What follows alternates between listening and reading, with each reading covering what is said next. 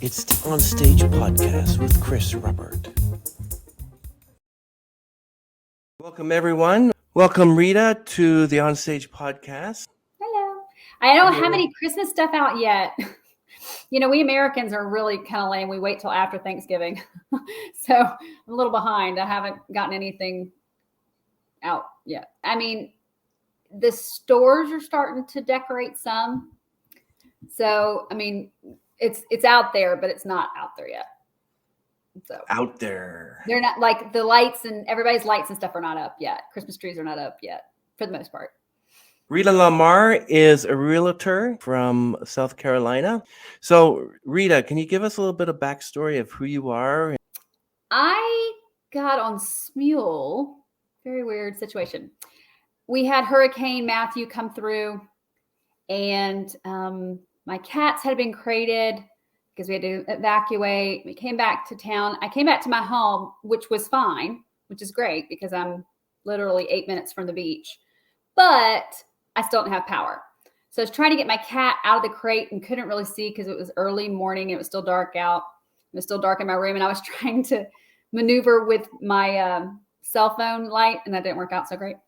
And my cat just bit me on my fingers, and which doesn't sound like a big deal, but now I have like this kind of scary witch's finger, and ended up getting really, really sick from the cat bite and had to have 4 surgeries and 2 PICC lines of antibiotics 24/7. It was really a mess, but I got really down because I play a lot of instruments and do music, and that's kind of my outlet.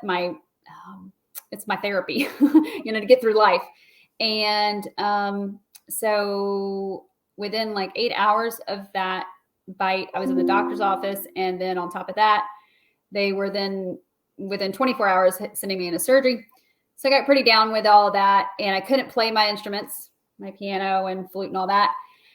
And my mom said, you should sing. And I hadn't sang in years since I was a little girl at, Glee Club, And she said, I bet you could find an app on the internet or something. And I was like, I don't know. I'm just so sad. And so anyways, I downloaded Smule, and the rest is history. I know. It's been that wonderful. vibrato of yours is amazing. I don't know where all that comes from. My mother is the singer. I'm the not. I'm the music. I play the instruments. And so, but I grew up in a family with music. So there was always something going on somewhere with music. And I don't know. It's just been something I've enjoyed as a way to kind of be my outlet.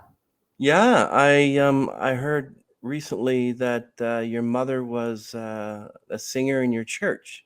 Yeah, my mom actually studied music professionally and everything. She took and plays beautifully piano as well. And my dad and my mom were dating. She was planning on going on and doing things with music, but my dad asked her to marry him from a postcard from Vietnam, and where my dad had been deployed. And the rest is history. He was 18, she was 17. They got married. They started having babies. That's all that. It kind of changed their whole, trajectory. But it was good. I grew up with a lot of music around me. So. You said you had many siblings as well. I have 4 brothers. Yeah, I can play football in a dress.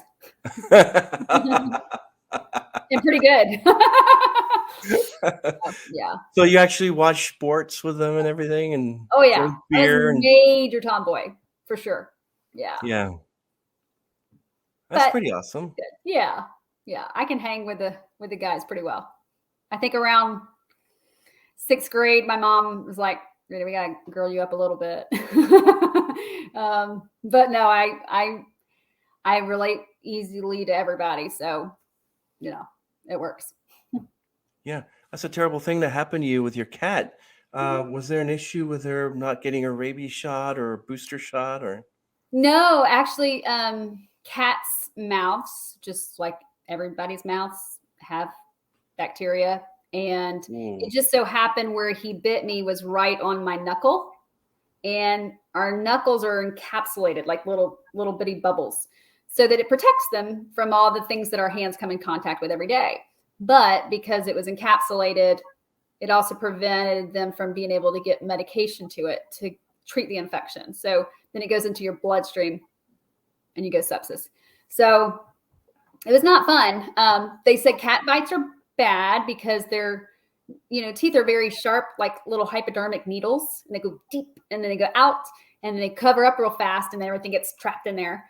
Whereas like dogs are crushing. They don't go deep, deep, deep. They told me the only thing worse than a cat bite is oyster beds. I don't know if y'all have a lot of those there. We have them here. People wait out in the marsh and then they cut their feet up, from the oysters. And then fight bites. So people, when they get knuckles with someone else's mouth, usually a little intoxicated, and wake up the next morning and they've got a big old infection in their knuckles. So it just was a freak fluke type thing that I had no idea was going to be that crazy, but it was. So there you go. It's very crazy. Did you hear what Rita said, Hannah? You're no longer allowed to bite my fingers. That's right. No biting allowed.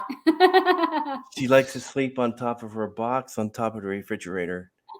Well, we play fight once in a while, but I should really take her to the vet and get her final booster shot. And because of COVID, I usually take her to the vet every year, but I haven't taken her to the vet for a couple of years already. So now I have to go and take her, just see what's going on, if there's anything.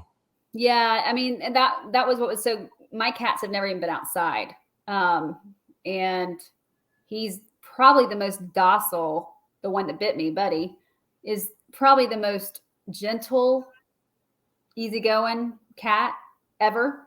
So it was just really a freak accident. And like I said, they've never been outside. They have all their shots. I keep them up to date. It just, they're full, it's gross. It's all that nasty. I have a little video that I did on Instagram. If you ever check it out, it's, a couple of years ago now. So you'll see my hand all bandaged up and you can play it and you can kind of see what was all gone through. It was pretty crazy, but that's how I got on Smule. So say la vie.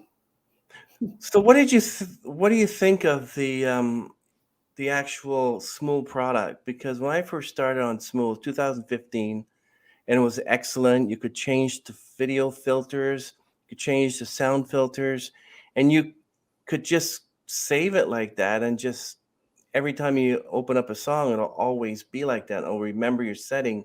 But now for every song, you have to keep setting it up, a filter the way you want it. It's not the same. It's when I first joined, they had just started doing video. In fact, a lot of my first times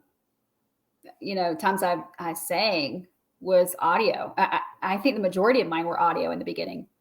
So they had just started doing video. The sound quality was so much better. I will say that. Like when you recorded, it wasn't compressed as much. I'm sure it took up way more of their storage.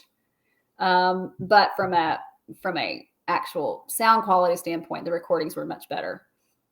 But that's the more that they've increased the perks, the things that are so amazing about it, the more it's gotten a little confusing to me. I logged back on just a few weeks ago to kind of catch up because it's been so long since I've been on there with work this year.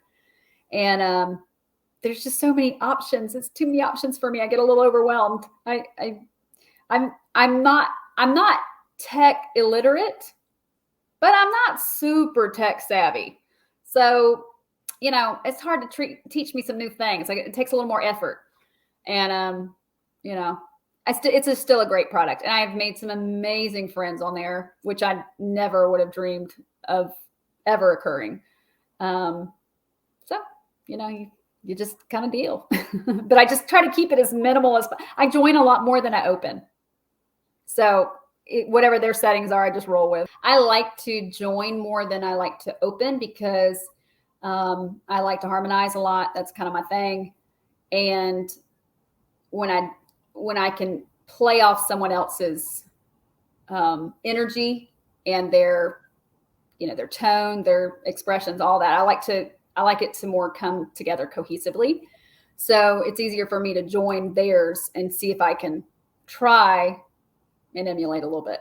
But, You have a beautiful, beautiful vibrato there. You can't teach that. You can't learn it. It just comes natural.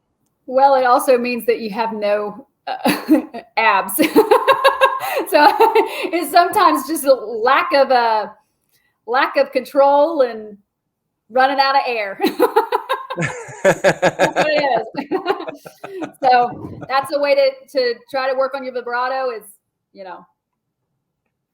limit that air flow and Definitely, no yes. Oh, yeah. Definitely, I know. It's kind of amazing though. Like finding Smule just ended up ended up on my iPhone screen, and it said that there's this product called Smule Sing. So I joined it.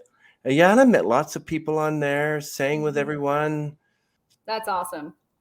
You can And tell then, that you love to, you have a connection to music. You can tell that it's kind of a way to emote, if that makes sense. So it's beautiful. yeah, thanks. And you too. So you said that you can play the piano as well?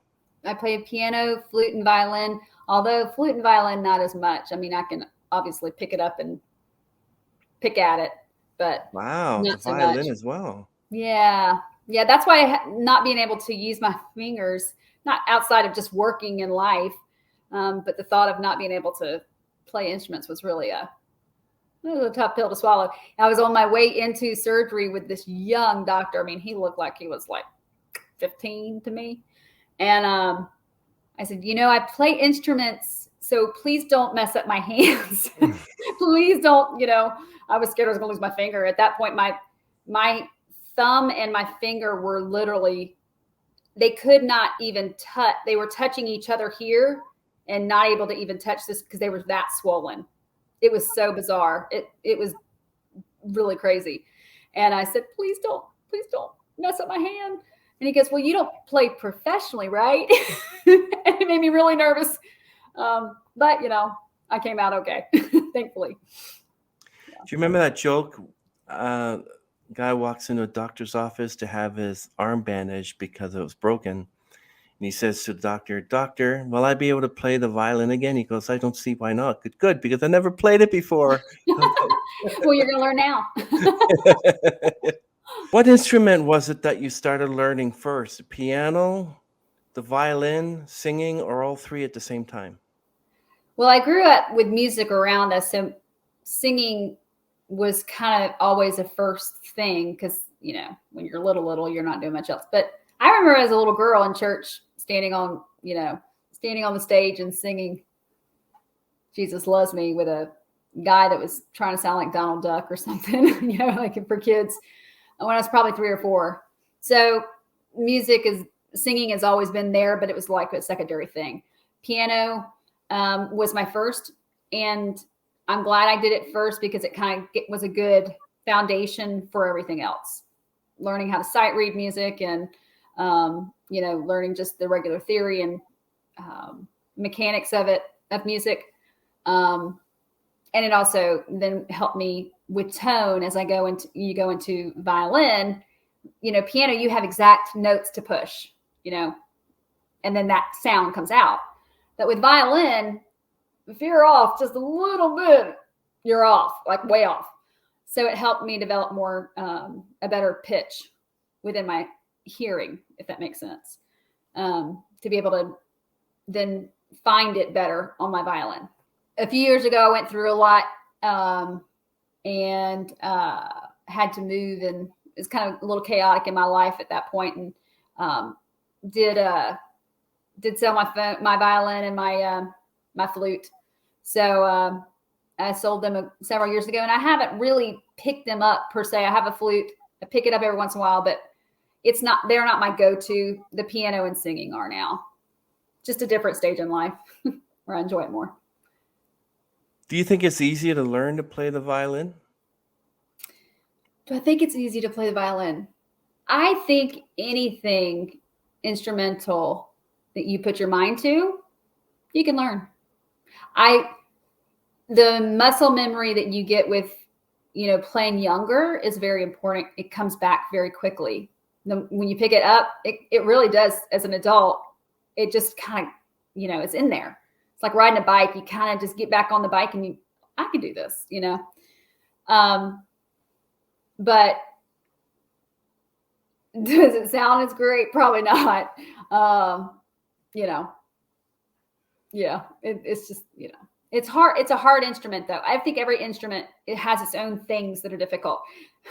The violin is not necessarily learning how to play it, besides just not killing everybody else around you. My poor mother, between me and my brother playing, practicing every day, I don't know how she kept her sanity, but she did. It was great. But boy, it was really rough for a long time there. I spoke to many violinists, and I've learned about the rosin. I've learned about the strings. Yep. I've learned about some of them are made out of wood, some of them are made out of plastic. Yep. I know that there are some groups where the violin doesn't even look like a violin. It's got this sort of like this strange look to it, because like electronic, I think like it's electric hollow. violin. Yeah. Like the cello, yeah. Yeah, Like it's just there's one of not the there's no ladies body from to it. one of Yeah. the ladies from Bond, they actually play this strange cello. It doesn't look like a cello. It's just this strange. Yeah. I should really do a podcast on strange electric instruments. Oh And yeah, that would be really the kinda flute interesting. that's electric is interesting looking too. Like you can obviously connect the a sound system to it, but the actual electric flutes are really interesting. Actually, I like the recorder, not just the Mhm. plastic Yeah. one, but the wooden recorder. Like, for Yeah. instance, James Galway, he plays a really mean recorder. He's Cool. really good, and I've always wanted to learn the recorder. And between the recorder, the flute, and I'm pretty sure that if you learn to play the flute, you can play the recorder, and then the violin and singing. I think I might have wanted to pick up the recorder and learn that until I'm good at it, and I can play a few arias or some sonatas or something from Mozart and Beethoven, whatever, Yeah. before I start another instrument. But there are multi-instrumentalists out there that can play every instrument, like the piano, the drums, the violin, the Yeah. guitar. The only reason I want to be a violinist is because I was a big Little House on the Prairie fan, and Charles Ingalls played the violin. Yes. And I wanted to be, in the near future, a father who would play the violin for his kids. And we're talking about when I'm like 10 or 15. I'm saying, I want to be Charles Ingalls. That's wonderful. No. I remember that actually, now that you've said that. I do remember that. I think I remember him playing. It was a long time ago. I haven't watched it in many years, but I loved Little House on the Prairie. I'm not really sure whether Michael Landon could actually play the violin, but I don't know either. it's a hard instrument because you have to start. Like, if I were to learn to play the violin, where would I go practice? Because here, like, I have people above me, below me, across all those hearers,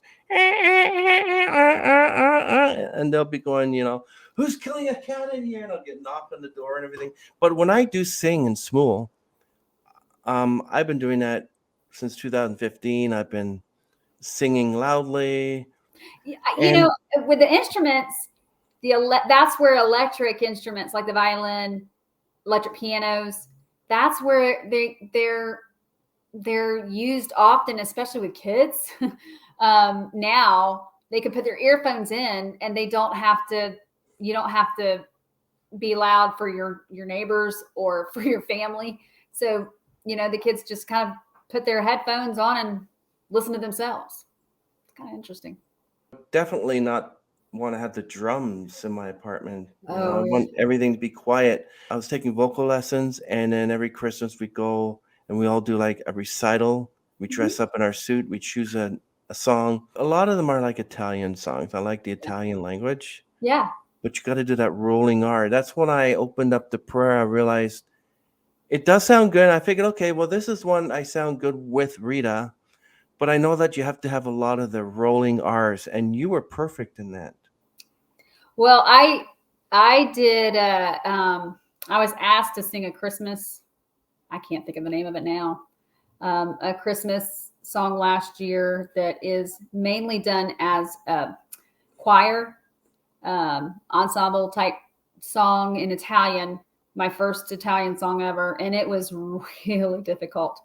And I learned it as best as I could for my friend who asked me to sing it at the Christmas Eve service. And the Italian language is tough. It is tough. So the singing the prayer with you is only like the second or third time I've actually, if you go back and look at it, prior to me singing it with you and doing okay with it, it's really the first or probably second or third time that I'd sang it on Smule, because it's a really tough song. And I also have a hard time differentiating the alto and the male part and the female part. So if it's not saying, I'm not joining someone, then I have a hard time carrying it. So I can join someone else now, okay with it. But I have to follow their lead for taking the high or the low part, because I can do either one. And I'm all over everywhere. It's hard though. It really is. It reminds me of kind of in Spanish too. Nessun dolma. I'm trying to learn that all the way. Like, just sing that, and it's got a lot of the rolling R's, and at the very end you have to vince. The rolling R, Vincello, and that's pretty good. Well, when you hear a professional singing, you'll be saying, no, it's not very good.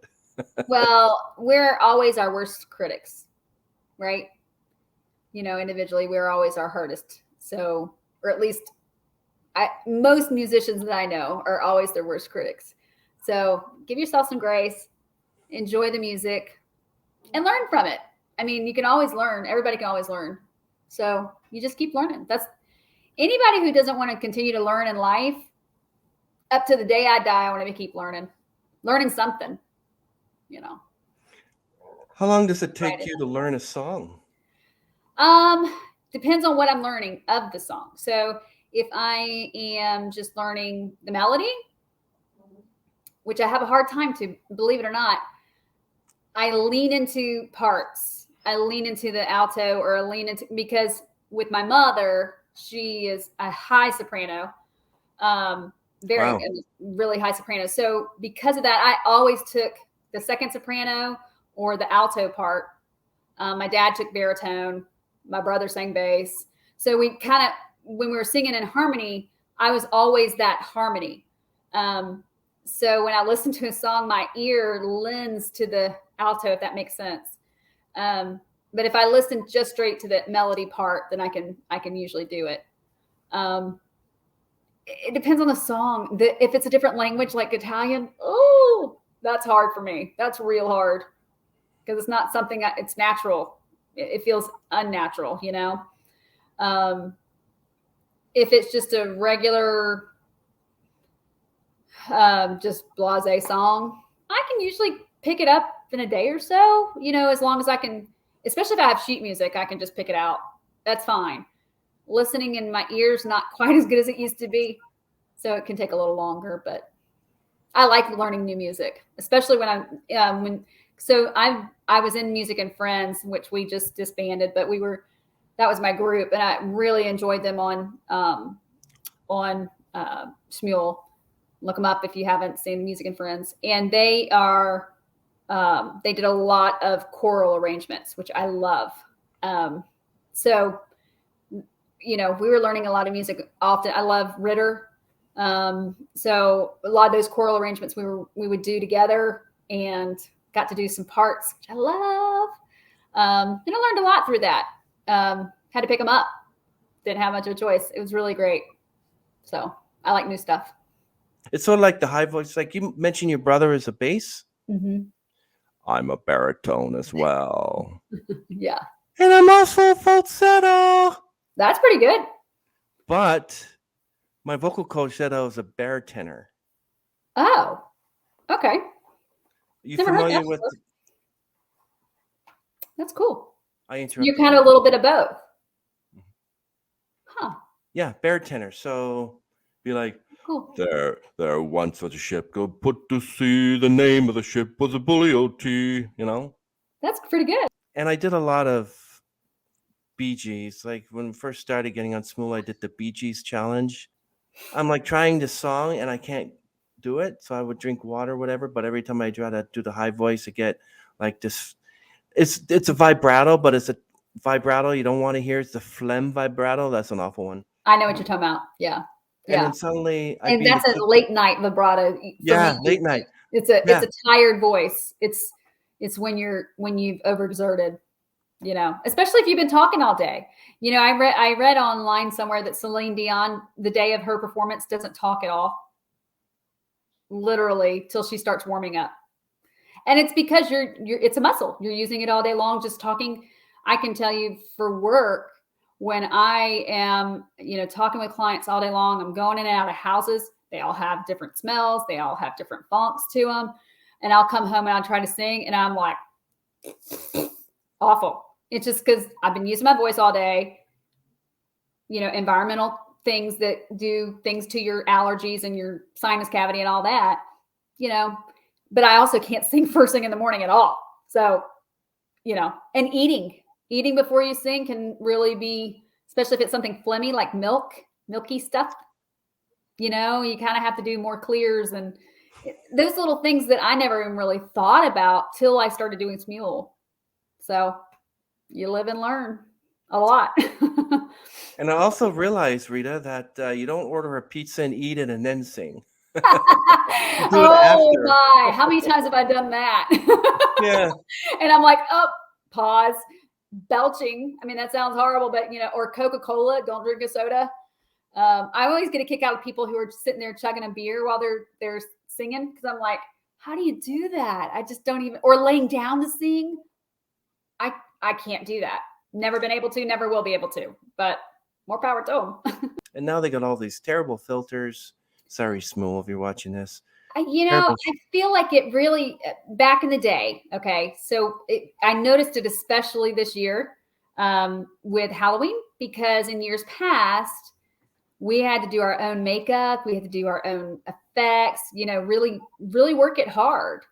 And now with all the filters and stuff, it doesn't take as much effort, originality or anything, which is fine. I mean, it's totally fine. But it is different. I think, it's different. So. There was a Smuler who's been on there for years. Her name is Chanticleer, and what she does is oh, you've heard of her? Yeah. Oh, yeah. She actually wears, like, have you ever seen her in these really vibrant costumes? And when she does the makeup, I mean, all the way down, like, to her chest and everything, is she a makeup artist or something? It's all makeup. It's really good. I mean, really amazing. Yeah. I'm a fan. I've been a fan of hers since one of the first years that I think I saw her because of Halloween, one of her Halloween, things. So you were talking about basses. I was looking his name up. There is a guy, Nate754. He has got one of the deepest voices I've ever heard. He's like low bass. How low can you go bass? So, it's so neat to have an assortment of every kind of music, every kind of voice, every kind of vibe. It's just a little bit of everything on Smule. So that's one of the things that draws me in, because I grew up, singing in churches and a lot of old hymns and gospel songs. But I also, truthfully, I'm a little girl from the hood, so I got a little bit of Emmy, and I enjoy some rapping and R&B. So it's got a little bit of everything. I got to sprinkle it all around. What drew me to Smule is that it had so many different artists who should be releasing music out there. Yeah. So now it's not the same. Have you done any, like, you may want to do like some Smule tips, like everything with like a little Smule tip, because I can tell you when I first joined Smule, first of all, I didn't understand the whole bit about having your microphone. I didn't get that. Even though it gave you the little warning, I did not put together that you needed to have your microphone connected to your earphones and stuff. And because I had an Android device, not an iPhone device, which at the time was really like, they didn't have anything for the Android app was really bad. So I tried, because you didn't have any monitoring in your ear at all. So I would take one earphone out and try to sing it, where I could hear myself, but I always felt like I was flat. And I was always lagging. It just was bleh. So I went and got an iPad on sale, like a day after Thanksgiving sale, because it was just a remarkably different experience with the app. And I'm glad I did, because I probably would have finally just gotten sick of it and just did away with it. But, I was looking the internet everywhere, like, how do I sound better? What kind of microphone should I have? What do I need to do with Smule to make it sound better? Because I was all about the sound. And like you said, it kind of became all about the filters and the production, because everybody wants to share the videos online. I get that, especially if they're trying to get their, careers going and stuff. But for me, I was doing more audio in the very beginning because I didn't want anybody to know I was on Smule. I was completely anonymous. It was like my outlet that was my safe space, that no one knew I was on there doing anything. And I think someone shared something on Facebook. Oh, it was so we did a lot of Sister Act stuff where me and a bunch of girls were dressed up as nuns, and we did kind of several different songs from that over the years. Someone shared it on Facebook, and it got taken up by Smule. They shared it on their global Facebook page, and it got like thousands of views overnight. It went crazy.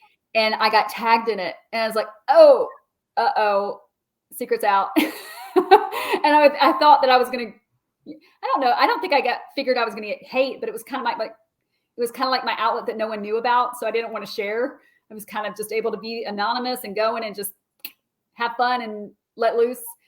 And because I have to advertise and stuff for work, I'm everywhere, but not anywhere, if that makes sense. I have to advertise myself. And sometimes it just feels good to just be me, not Rita the realtor, Rita. And so it came out through Facebook that I was on Smule. And then I was like, okay, well, I'll just do more videos then. But in the beginning, I didn't want anybody to know. It's kind of my undercover Smuling. Yeah. My mom asked me, she goes, so Rita, how many recordings do you have? I said, Mama, I really don't know, because I don't know. But she said, well, if you start doing the math at how much time you spent doing that, I said, it's time well spent. I've enjoyed it. It's allowed me to have an outlet to just let go and have fun and just be myself. And I can delete and redo all I want. And on top of that, I meet some great people that are not internationally. It's so cool to have so many friends from around the world that, music is a universal language.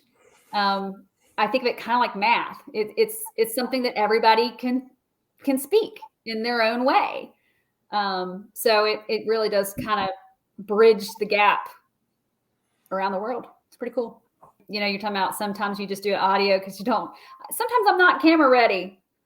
And it used to really bother me. Now you can see a gazillion pictures or videos of me in my pajamas. I just, I don't care until they post online, you're like, but those are usually the ones that turn out for me better when I'm more relaxed and just kind of chill than when I get all glammed up for something special. It's so weird how you, sometimes the relaxation of those vocal cords and everything and just kind of going in with lower expectations or lower stress of it, so to speak. But at the end of the day, to me, yes, the pronunciation is important and diction is important. Absolutely. But the tone and the texture of the sound, to me as a musician, is really more important than even the words obviously are important, but the full presence and the actual singing to me is really important. So I really personally care about the sound, not as much as the words, because the words, they know the words, right?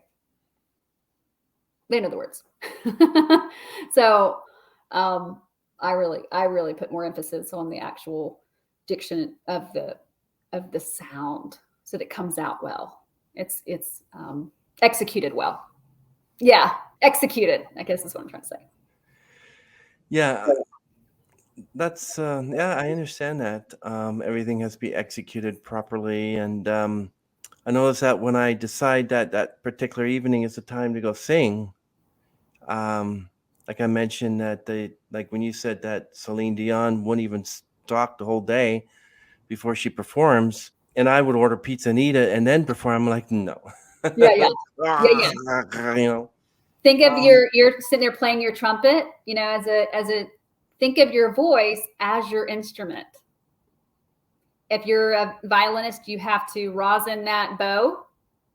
You got to make it ready to play. It's the same way with your vocal cords. And, obviously I don't sing professionally, but I've been around my mother who, has. She sang in the Billy Graham Crusades. So, I mean, she's got this really booming, loud vibrato. I mean, like high voice. And so, I've watched what she's done when I was a little girl, especially, and leading up to whenever she was going to perform. And, you have to really treat your voice like an instrument and take care of it and love it and care for it and, not abuse it, screaming or yelling or smoking or, all the things that can really affect your voice, not saying they're good or bad or ugly. It's just, it does affect your voice.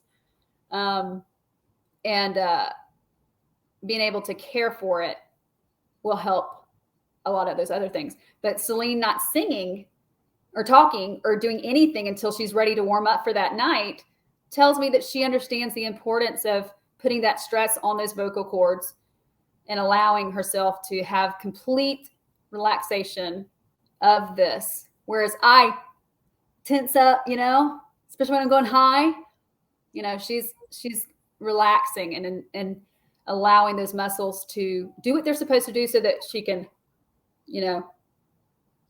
let loose for those notes to go high.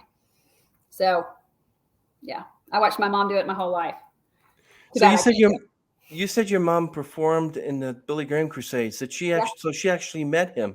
Yeah, I don't know that she actually met Billy Graham himself. She was with the Crusades, so he would travel around, and different local congregations would help do those those events.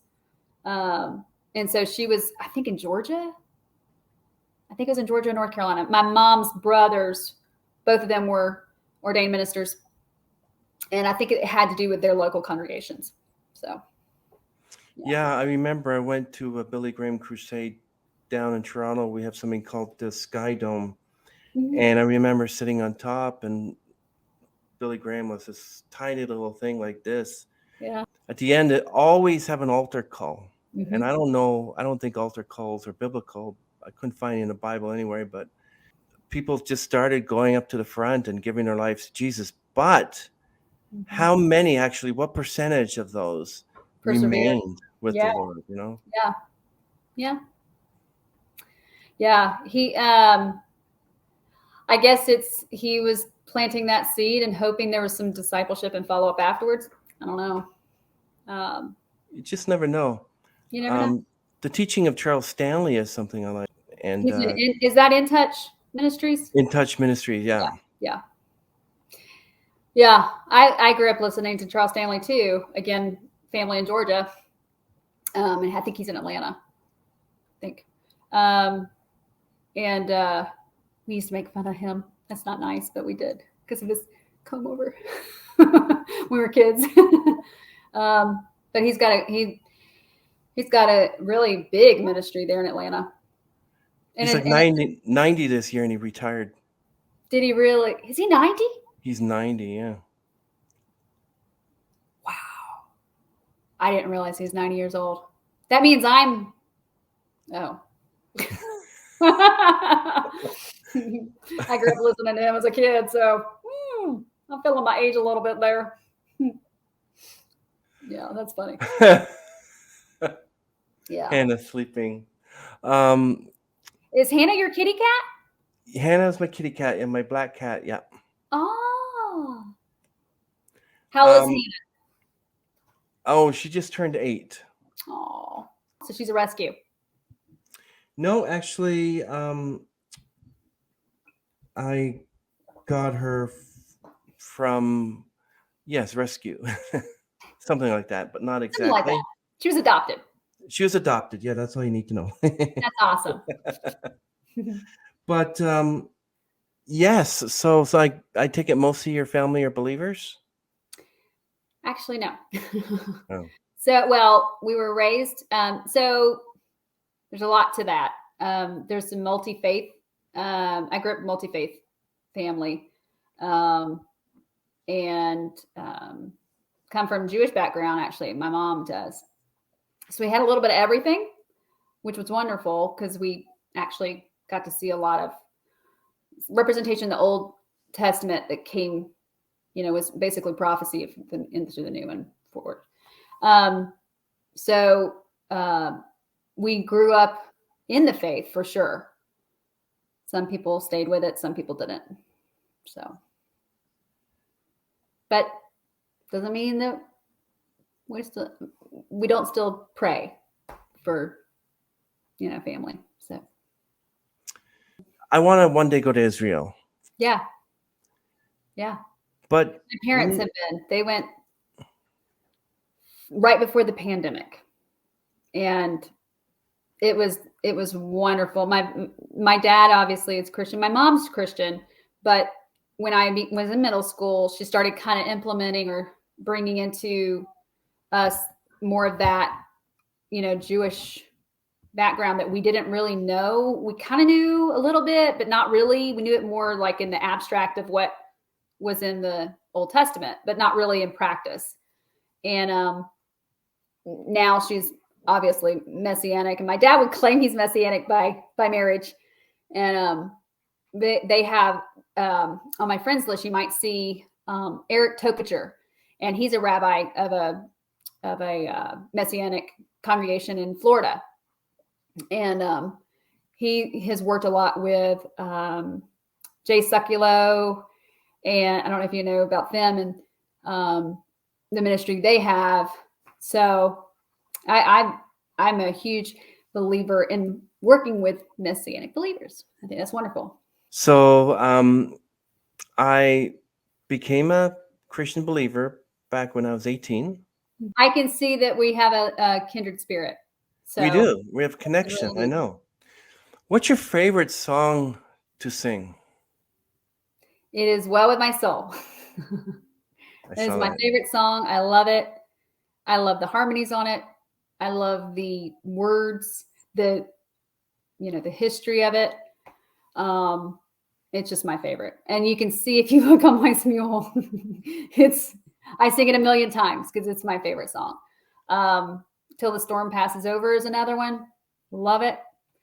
So yeah, those are my two go-tos, especially when I'm discouraged or encouraged or whatever. It's just powerful to me. So I have a whole. How about you? What are your favorites? Yes, I have a whole Spotify list of Christian songs. There's a group called Avalon. And some of their songs. Mark Masry has a beautiful song called Time. Mercy Me. Mercy Me. There's a good song called Even If and Flawless. So yeah, and I at some point in the past, I would open up songs on a Sunday and they'd all be like hymns. Mm-hmm. And at one point I have an actual hymn book and I turn and I would just start singing a hymn, and hopefully people would open up their hymn book and join me for a Sunday morning sing. But it never really transpired because I feel people didn't want that. They just wanted you to open up a song. If I like it, I'll join you. If not, and then just move on. Nobody wanted to go, do you have a hymn book? I want to sing the song with Parish Torch. It didn't really work that way. Well, there's I wish we had a few more songs, and I've never taken the time to actually, upload them myself. So I'm guilty of that. But I wish there were a bit more, some more obscure hymns that I love too. But there's a lot of good choices on there. And now that we can go back and join old openings, that's kind of been cool. It's cool, and yet it's not. I've noticed that like a lot of people are not opening as much because they've got a full list. So it's kind of interesting that by doing that, Smule has decreased the amount of time people are spending on the app. It's interesting. To me, that's a bit interesting and not necessarily maybe what they're going for. I would think they'd want more people to spend time on the app, but by opening it up indefinitely, that's kind of what happens. It's pretty cool. I mean, that side of it's neat. It's just interesting that it also takes away the urgency to make sure you join somebody in time because you know that it's going to be there. But it's good. Your musical background as a real estate agent, do you feel that it has helped you become a better realtor?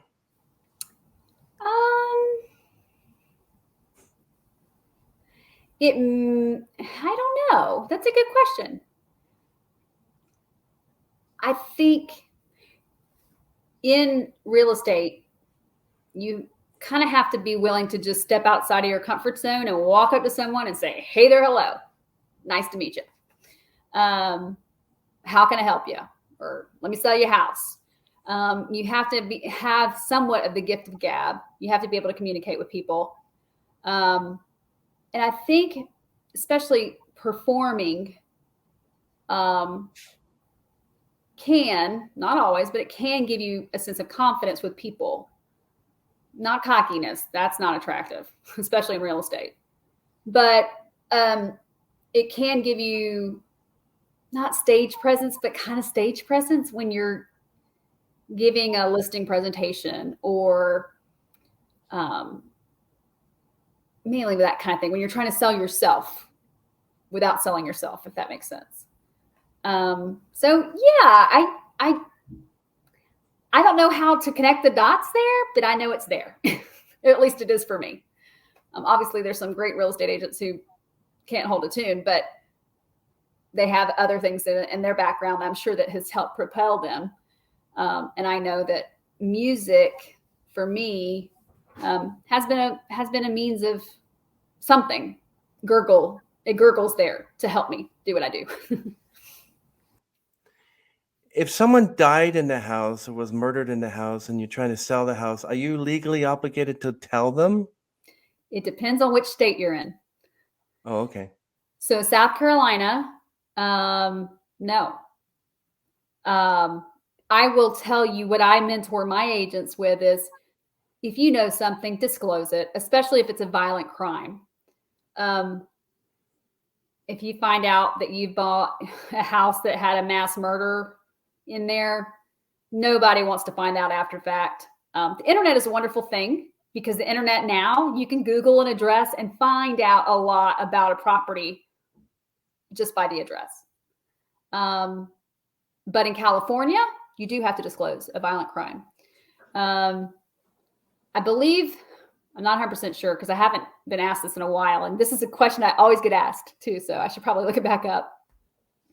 But if someone asks you directly, if something happened here, if this happened at this property on this date, and you know it did, you have to say yes. You have to tell them.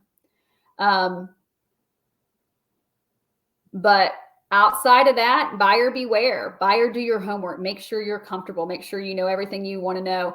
There's also websites that actually keep up with the obituaries, believe it or not. HouseDiedInHome.com, I think, is one of them. And you can run a report on your address and see if there's anything on public record.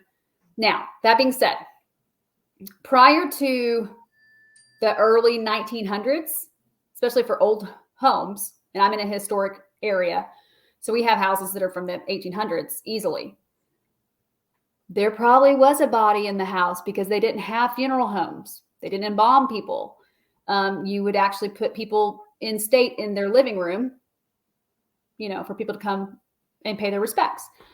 So if it's an old home, it probably has got some, you know, it's had some death in there. A lot of people die in their home, a lot more than you think, like a lot. But a violent crime is a whole different thing. So I think it just depends on a personal perspective too, whether that's important or not. In South Carolina, in my state, anything that you know of that's a problem, go ahead and put it out there. I tell people disclose everything that you know about the property. So what you're saying is that going back to about disclosing that someone had died in the house, what if they don't ask that, but you know something happened and you sell them the house and then they find out you didn't tell us that John Smith was killed in the Bingo. would they say That's the issue. I want a discount in the price of the house, or sorry, we don't want the house? Well, as far as if you're in the contract, I think that would be something you want to talk to your broker about, and how you deal with that. I personally, again, would always say disclose, disclose, disclose. Better to deal with it. You go in with your eyes wide open versus surprise. And no one likes surprises. Surprises cost you money as a seller. So I would say get it out there first. If it's a violent crime, if it's someone just died in the home, I mean, that happens a lot. A lot of people, especially elderly, it happens with estate sales. So if the neighbor comes over during the inspection and says, hey, did you know that Mr. Brown died in this house? They may find that out. Or you've been living in a house for 5 years and then you find out. Yeah, it can happen. Could they sue you, or is it long gone? Not likely at that point. They probably would just put the house up for sale and then skedaddle. If they cared. Some people wouldn't care. Some people would. It just depends on the buyer. It doesn't, to me personally, it's a structure. I don't love anything that can't love me back, which means I also don't put a lot of, I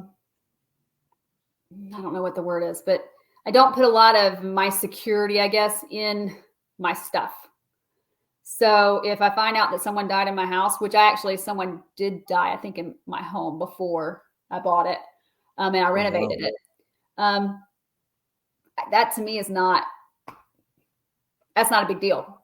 I renovated the house, so I've been working on it for a long time. So it's, to me, again, not a big deal, but to some people it may be a big deal. I also have clients who literally they do numerology or whatever with the numbers on the address, and they won't go to a house that has a 6 in it. They just won't do it, or a 10, or whatever.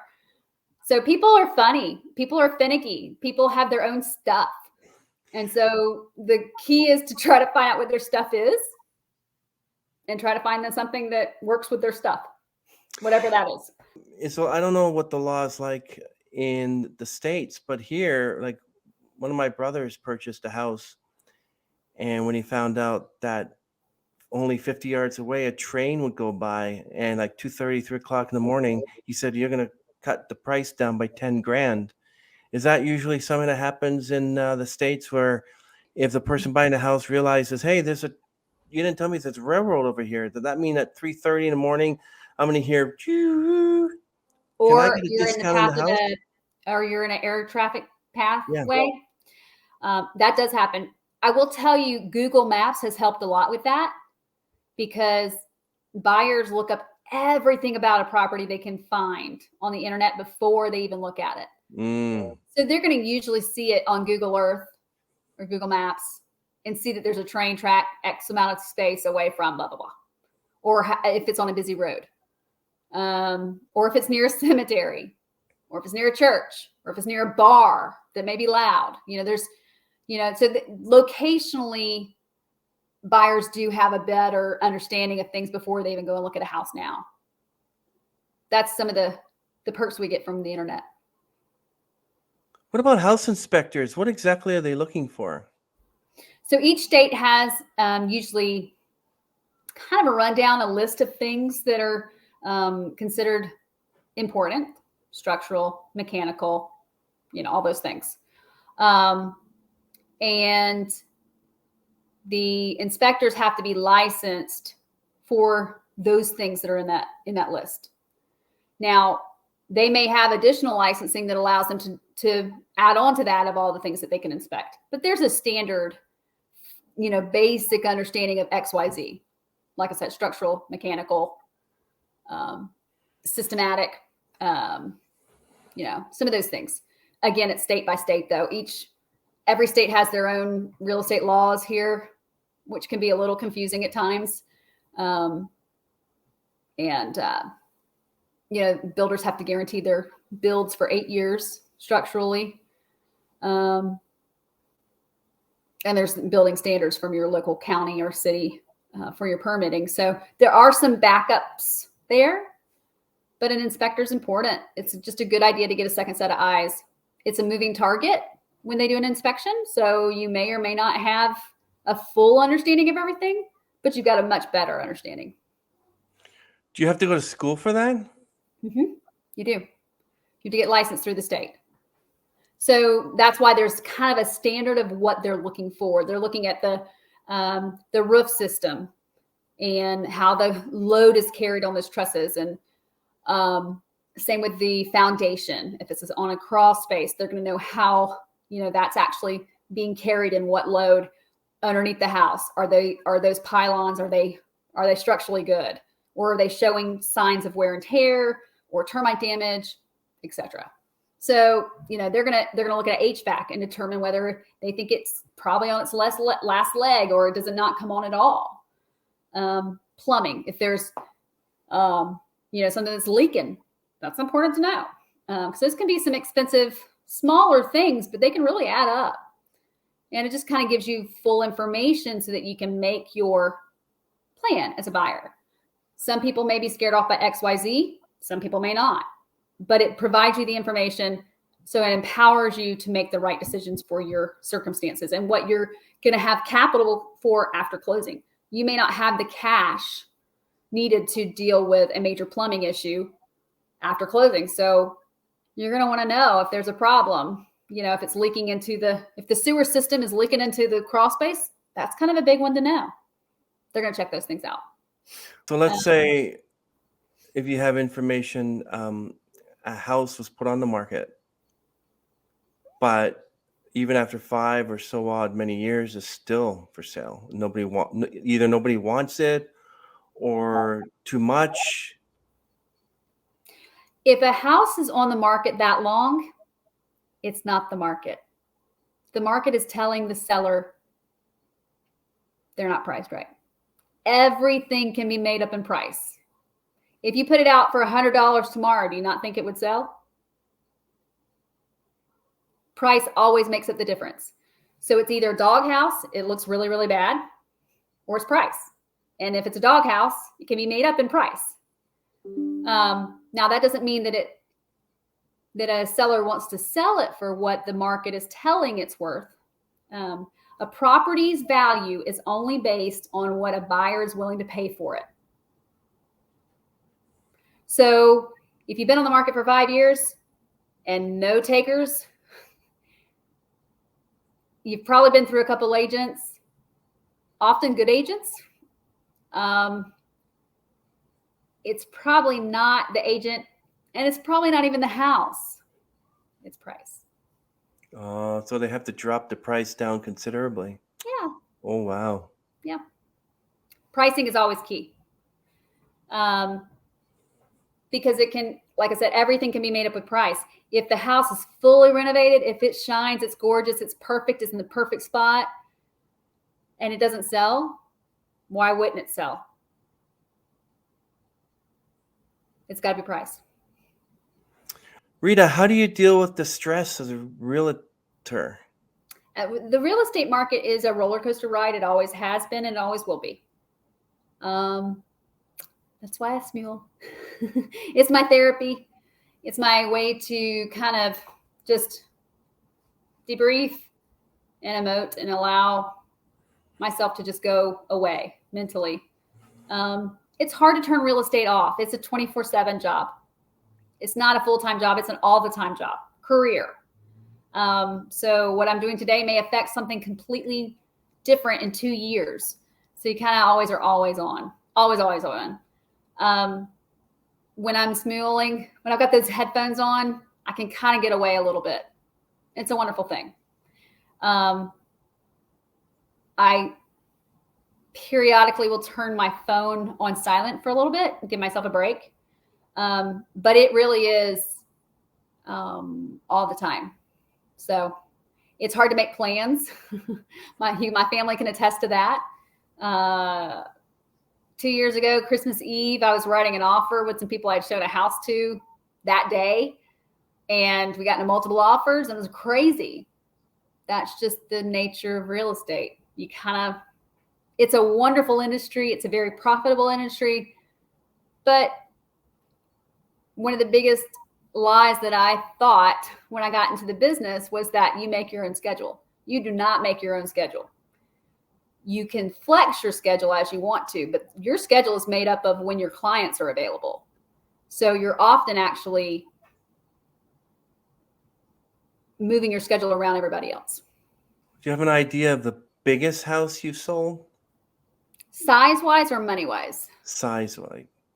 Yes, I sold a house 7,800. It's either 7,800 square feet or 8,400 square feet. I get Oh my confused. goodness, that's a big house. Yeah, it's a really, really large house. And it was perfect for my clients because they were combining, it was generational cohabitation. So they were moving a family member in that needed kind of their own space, a grandfather type situation, and took basically the master suite area, turned it into a whole different little wing for him. So they could have him still living on site, and it's safe and in a good environment without having to send him to a different location, and they could all be there together, but he would still have some independence. So it's perfect for my clients. I remember after my father died, we were in the midst of selling a house, and it was kind of odd walking into my own house, to walk in and seeing on the mantelpiece all these business cards of all these different real estate agents. Yeah. And people coming in and out. I'm like, oh, wow, you know? Yeah. It's tough. It becomes really real when that happens. As a seller, seller's agent, I often tell people, if you see all those cards on the mantelpiece and the house has been on the market for longer than a week, take all those down.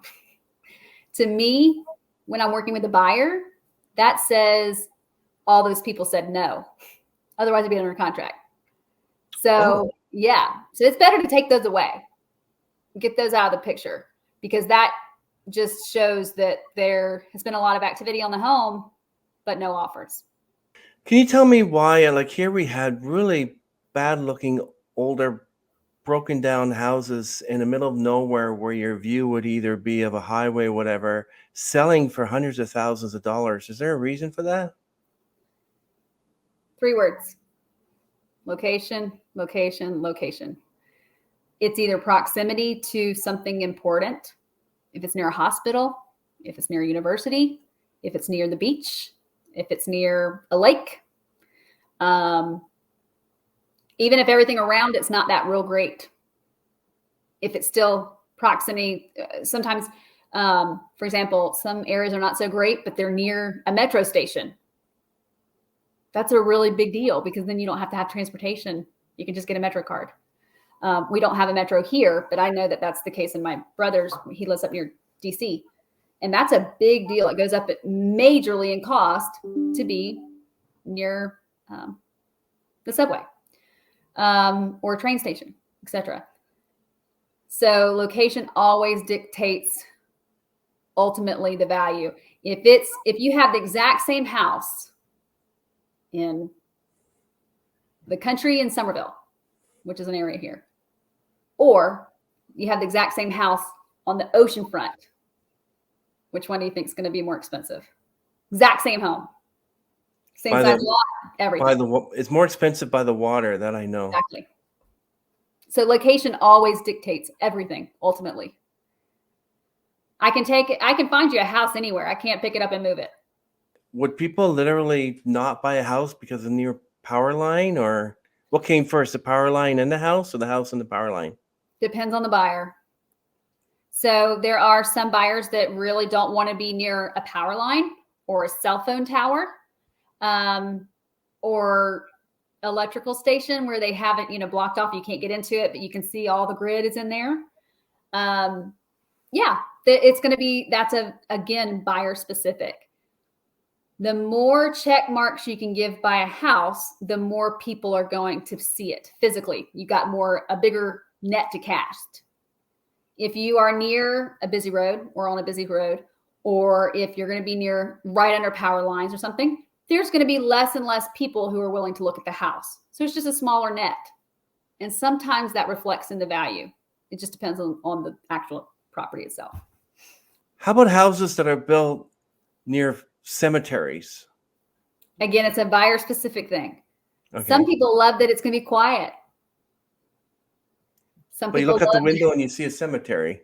Right. So you might have some people who love the fact that there's not going to be parties going on next door. They've been next to a restaurant and they're sick of hearing music all night long. They'd rather have the quiet. Some people get a little wigged out by that. They don't like that. That freaks them out. It just depends, again, on the buyer. Why are houses cheaper in the country than they are in the city? People go where the action is. Okay. So when you're in the city, you have access to more things without even necessarily walking or without driving. You can walk. So accessibility and ease and availability and just the immediacy of everything. If you have to drive, to get to Walmart 20 minutes, that's not everyday buyer. You got to be willing to do it because you want to be out in the country. But when you're in the city, you just have more people trying to get into a smaller area. It's going to cost more money. It's just supply and demand.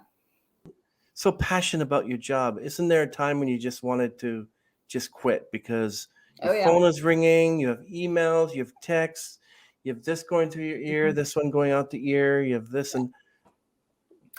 Sure. There's definitely some highs and lows of the business. But I love helping people get to their goal, whatever that is.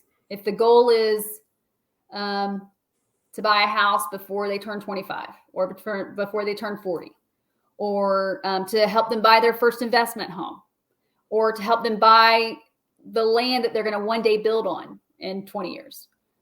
I like to help clients realize what they want.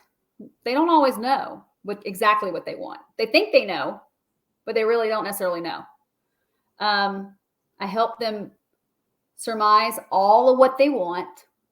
And if it's a couple, you got to make sure they're on the same page because sometimes they're not. Get all the information and help them find what they want mentally and then go get it physically, or help them put themselves in a position to get there. Because sometimes people aren't as prepared as they might think they are.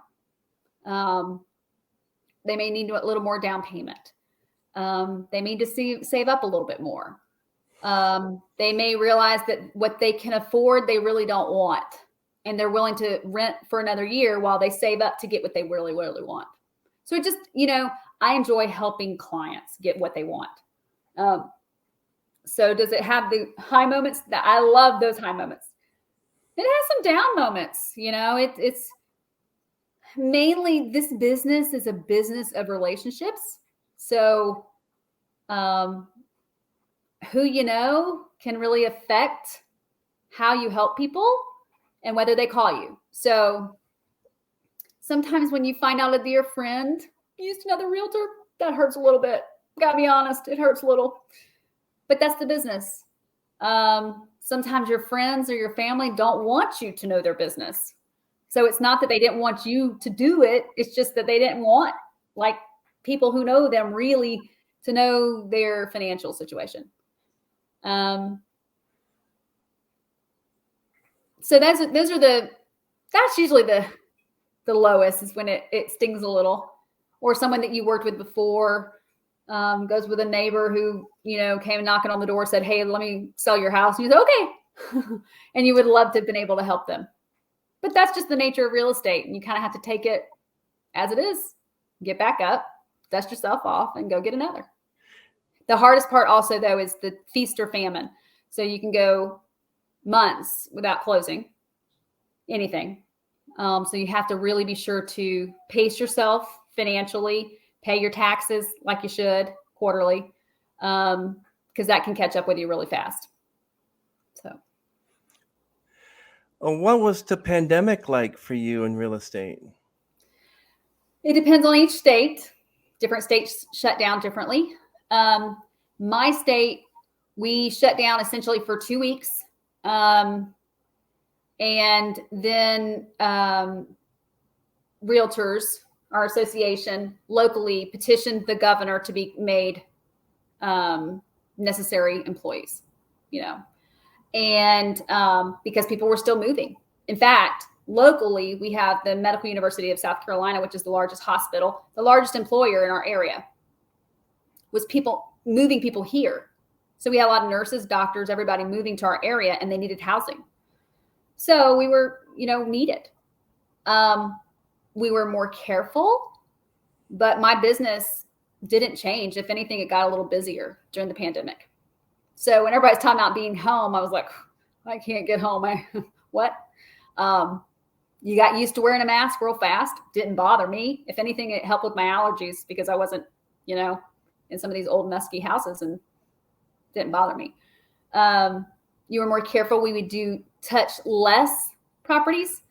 So when a seller would leave their home, they would leave it where you had to touch less. So all the lights were on already. The doors were ajar. You didn't have to touch anything.